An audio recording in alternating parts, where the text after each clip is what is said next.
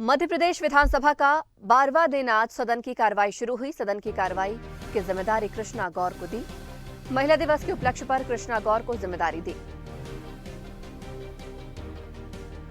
तो प्रश्नकाल से पहले ही विपक्ष का हंगामा आदिवासियों के मामले का मुद्दा उठाया। आदिवासियों के साथ अत्याचार हो रहा है, ये कहना है पूर्व गृह मंत्री बाला बच्चन का। कहा कि उत्पीड़न की घटनाएं बढ़ती जा रही हैं। मध्य प्रदेश में सबसे ज्यादा महिलाओं के साथ अत्याचार हुआ। अपने ही मंत्री पर भड़के बीजेपी विधायक उमाकांत शर्मा। सड़कें न बनने को लेकर ही भड़के बीजेपी विधायक उमाकांत शर्मा। और इस खबर पर ज्यादा जानकारी के लिए हमारे साथ हमारी एसोसिएट एडिटर मुक्ता पाठक विधानसभा से सीधे लाइव जुड़ गई हैं।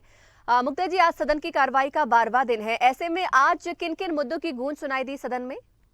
जी बिल्कुल, आज का दिन सबसे महत्वपूर्ण हम इसलिए कह सकते हैं, से महिला दिवस नहीं मना पाया गया था, तो आज जो है विधायक कृष्णा गौर को सभापति का वो पद दिया गया है।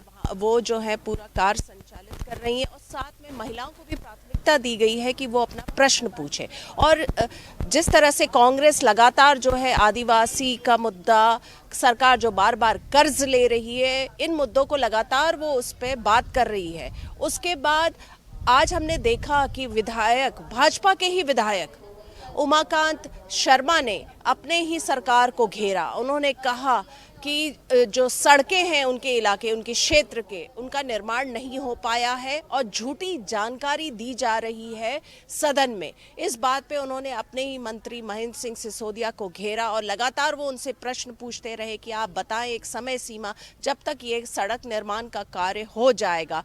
तो जब मंत्री ने कहा कि 6 महीने के अंदर हो जाएगा, तो उस पर उन्होंने कहा कि हाँ, बाकी तो फिर अल्लाह ही जाने क्या होता। तो इस तरह से हमने देखा कि बीजेपी के ही विधायक अपने सरकार को घेरते हुए नजर आए और बार बार जो है बेमौसम बारिश, ओलावृष्टि का भी जो है वो मुद्दा उठ रहा है। हालांकि मुख्यमंत्री शिवराज सिंह चौहान ने कल सीएम हाउस में बैठक की थी। उन्होंने कहा था सर्वे का काम जल्द से जल्द पूरा कर लिया जाएगा और आज वो सागर और विदिशा दौरे में है, जहां पे वो जिस तरह का नुकसान वो जायजा ले। मुक्ता जी, जिस तरीके से देखा जाए यहाँ पर लगातार जो है विपक्ष सरकार को घेर रही है, लेकिन कहा जा रहा है कि आज भी जो है वो महिलाओं को लेकर मुद्दा उठा है। बाला बच्चन भी यहाँ पर कहते नजर आए हैं कि महिलाएं सुरक्षित नहीं है। लॉ एंड ऑर्डर पर भी कई सारे उन्होंने सवाल उठाए हैं। कल भी हमने देखा कि वो लगातार जब वो बीच बीच में जो है वो प्रश्न पूछने की कोशिश या टोक रही थी या सवाल करने की कोशिश कर रही थी, तो विधानसभा अध्यक्ष ने उनको टोक दिया था कि वो आप बाकी जब लोग सवाल करते उस बीच में आप ना बोले, अपने समय का इंतजार करें। तो इस तरह की घटनाएं हम लोग लगातार जो है वो सदन में देखने को मिल रही है। जी चलिए मुक्ता जी, बहुत शुक्रिया हमारे साथ जुड़ने के लिए और इस खबर पर चर्चा करने के लिए। तो आपको बता दें कि मध्य प्रदेश विधानसभा की कार्रवाई का आज 12वां दिन है और कई सारे मुद्दों की गूंज आज फिर सदन में सुनाई दी है। सड़क का मुद्दा जहां पर विधायक ने अपने ही मंत्री को घेरा, तो वहीं पर अगर महिलाओं की बात करें, सुरक्षा की बात करें या पेपर लीक मामले की बात करें, तो एक बार फिर से यही मुद्दे विपक्ष की ओर से एक बार फिर उठाए गए। वृष्टि होती है, हजारों एकड़ में फसल नुकसान होता है, फसल खराब होती है और बीमा की जो राशि है फसल बीमा की, वो किसानों को नहीं मिल पाती और समय पे नहीं मिल पाती। कई जगह तो मिलती नहीं है। मेरे विधानसभा क्षेत्र में तो अभी तक मिली नहीं। मेरा ये सुझाव है कि जिन किसानों की फसलें नष्ट हुई हैं, खराब हुई हैं ओलावृष्टि से, उनको एक एक दुधारू पशु भी दें, तो क्या होगा कि कम से कम वो दूध बेच के अपना गुजारा करेगा। क्योंकि बीमा के लिए, बीमा की राशि के लिए कई महीनों तक, कई वर्षों तक उसको रुकना पड़ता है और तत्काल उसको मदद नहीं मिलती और वो कर्ज में डूब जाता है। ये दुधारू गाय कब तक देनी चाहिए सर, पशु जो आप बात कर रहे हैं? नहीं, जिसके खेत में ओला गिरा है, फसल नष्ट हुई है, उसको दुधारू पशु देना चाहिए, जिससे कि उसकी आमदनी प्रभावित ना हो।